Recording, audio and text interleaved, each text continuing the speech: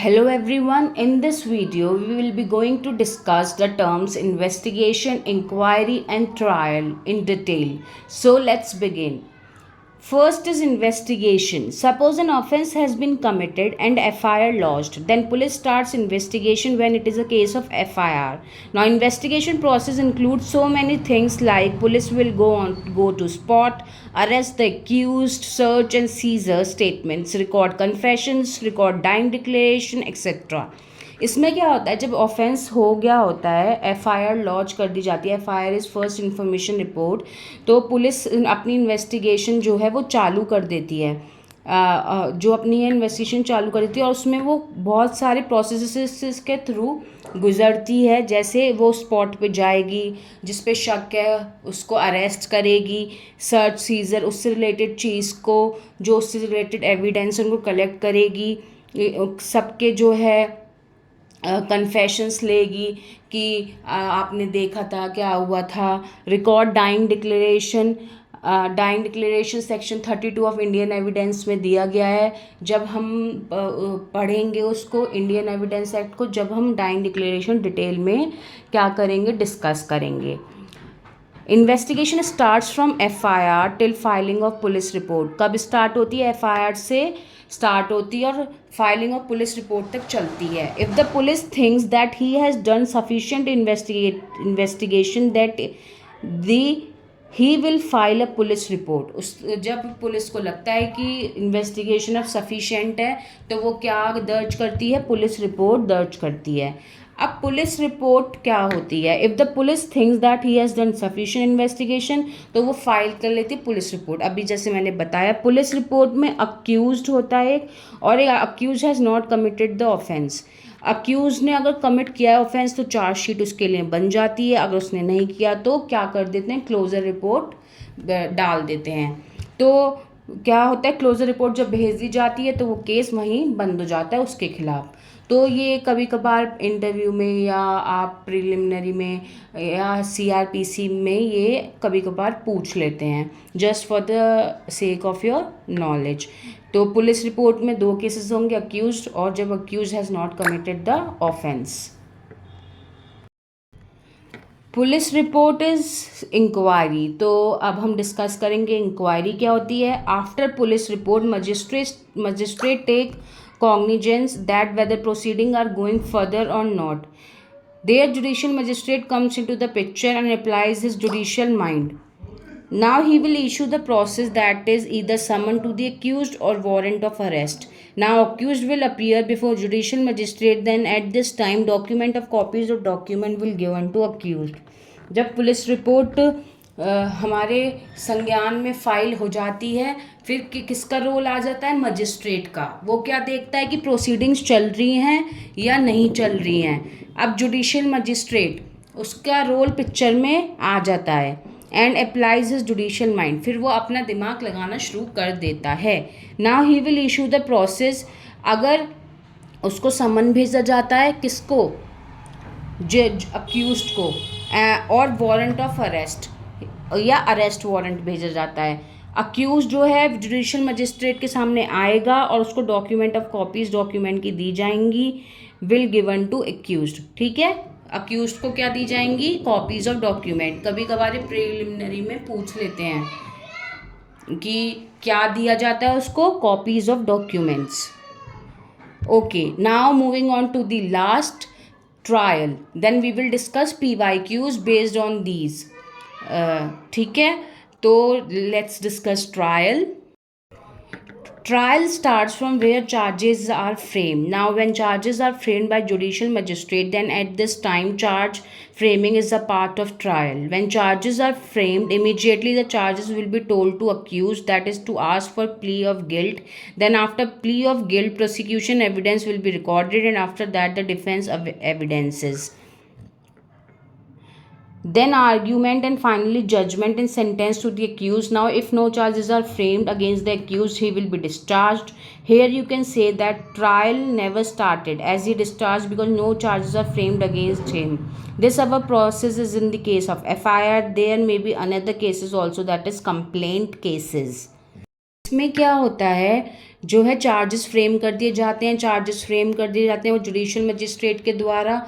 अब charge framing जो है वो पार्ट ऑफ ट्रायल होता है। जब चार्जेस फ्रेम करते जाते हैं तो इमीडिएटली अक्यूज को इन्फॉर्म कर दिया जाता है कि आप पे ये चार्जेस लगे हैं, अगर आप समझते हैं ये फॉल्स हैं तो आप प्ली ऑफ गिल्टी के लिए अप्लाई कर सकते हैं। फिर प्ली ऑफ गिल्टी में अगर एविडेंस रिकॉर्ड किया जाता है, उसके बाद जब एविडेंस रिकॉर्ड कर लिया जाता है तो आर्ग्यूमेंट होता है और फाइनली जजमेंट अराइज हो जाता है। तो अगर वो गिल्टी होता है तो वो एक्यूज्ड, अगर गिल्टी होता है तो वो सेंटेंस टू इम्प्रिजनमेंट, फाइन और जो भी उसको सज़ा मिलनी चाहिए कानूनी उसको मिल जाती है। अगर कोई भी चार्ज फ्रेम नहीं हुआ है उसके खिलाफ, अक्यूज के खिलाफ, तो उसको डिस्चार्ज कर दिया जाता है, छोड़ दिया जाता है। अगर ट्रायल स्टार्ट ही नहीं हुआ था और कोई फ्रेम चार्जेस हुए ही नहीं थे उसके खिलाफ, ये होता है प्रोसेस ऑफ एफआईआर के केस में। देयर में बी अनदर केसेस ऑल्सो, जैसे कि complaint cases. Now moving ahead, अब एक है इसमें चार्ज फ्रेमिंग। जब ट्रायल स्टार्ट हो जाता है तो क्या चीज़ें हमारे संज्ञान में आती हैं, नॉलेज में आती हैं? इन्वेस्टिगेशन सेक्शन 2H में दी गई है, ये मैंने आपको पहले भी डिस्कस किया था। कब? आप याद कीजिए फर्स्ट वीडियो में जब हम सेक्शन 1 to 5 कर रहे थे, इंपॉर्टेंट सेक्शंस और क्लॉजेस उसमें डिस्कस कर रहे थे। आप डिस्क्रिप्शन बॉक्स में उसका लिंक है, आप जाके देख सकते हैं। तो investigation includes all the proceedings under this code for the collection of evidence conducted by a police officer or by any person other than a magistrate who is authorized by a magistrate in this behalf. I hope ये आपको समझ में आ गया होगा कि investigation क्या होता है। इन्वेस्टिगेशन में सारी वो प्रोसीडिंग्स होती हैं जो आपने एविडेंस जब कलेक्ट कर लिया, किस कोड के अंडर आपने एविडेंस कर लिया, CRPC 1973 के जो भी कोड के अंदर आपको प्रोसीडिंग्स करनी चाहिए थी वो आपने कर ली, और पुलिस ऑफिसर ने या कोई पर्सन, मजिस्ट्रेट नहीं होना चाहिए वो, जो मजिस्ट्रेट ने ऑथराइज किया अपने बिहाफ पे वो पर्सन होना चाहिए। तो वो क्या करेगा? इन्वेस्टिगेट करेगा। देन इंक्वायरी का मीन्स होता है every inquiry not a trial under this code by magistrate और कोर्ट। इंक्वायरी कौन करता है? ये क्वेश्चन पूछ लेते हैं अभी जब हम PYQ डिस्कस करेंगे तो आप नोटिस करिएगा उसमें। कोड बाय मजिस्ट्रेट और कोर्ट। सेक्शन 2G क्या होता है? does not define inquiry as such, rather it only declares that inquiry can be conducted by a magistrate or court. It primarily declares that inquiry and trial are mutually exclusive है कि inquiry के बिना जो है trial नहीं हो सकते, trial के बिना इंक्वायरी नहीं हो सकती। Okay, now that is, inquiry and trial cannot coexist simultaneously, rather whenever trial begins inquiry will end. जब ट्रायल शुरू हो जाएगा तो ऑटोमेटिकली इंक्वायरी का रोल ख़त्म हो जाएगा, and thus they are mutually exclusive. Inquiry in general sense means any proceeding which is to be conducted by magistrate. ये काफ़ी बार क्वेश्चन पूछा गया है, जब अभी हम बस जस्ट PYQs डिस्कस करेंगे, आप उसमें देख सकते हैं। Now moving on to the PYQs.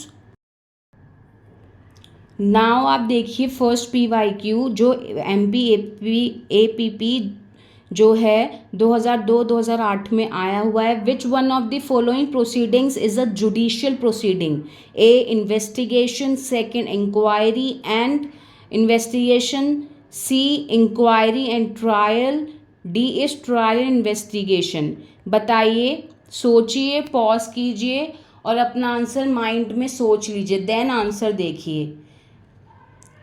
इसका आंसर है C इंक्वायरी एंड ट्रायल। हमने अभी डिस्कस किया है इंक्वायरी एंड ट्रायल। अगर आपको वो कॉन्सेप्ट क्लियर हो गया तो आप ज़रूर ये कर पाएंगे question. Now coming on to the second, point out the incorrect response under the CRPC। इसमें से आपको जो जो पता है इसमें एलिमिनेशन मेथड लगाइए, जो जो आपको पता है सही है वो एलिमिनेट कर दीजिए और जो बचेगा वही आंसर होगा। A है inquiry is conducted by a court, inquiry is conducted after framing of charge, inquiry is conducted prior to framing of the charge, inquiry is conducted by a magistrate. ये उत्तराखंड जे में 2002 में और HPJ में 2015 में आया है। तो इनकरेक्ट क्या है? Inquiry is conducted after framing of charge, inquiry conduct होती है जब चार्ज फ्रेम हो जाते हैं, या ट्रायल स्टार्ट हो जाता है जब चार्ज फ्रेम हो जाते हैं। मैंने डिस्कस किया है, आप बैक करके देख सकते हैं वीडियो। तो आई होप इसमें कोई प्रॉब्लम नहीं होगी। Now moving on to the third, which of the following combinations are correctly matched.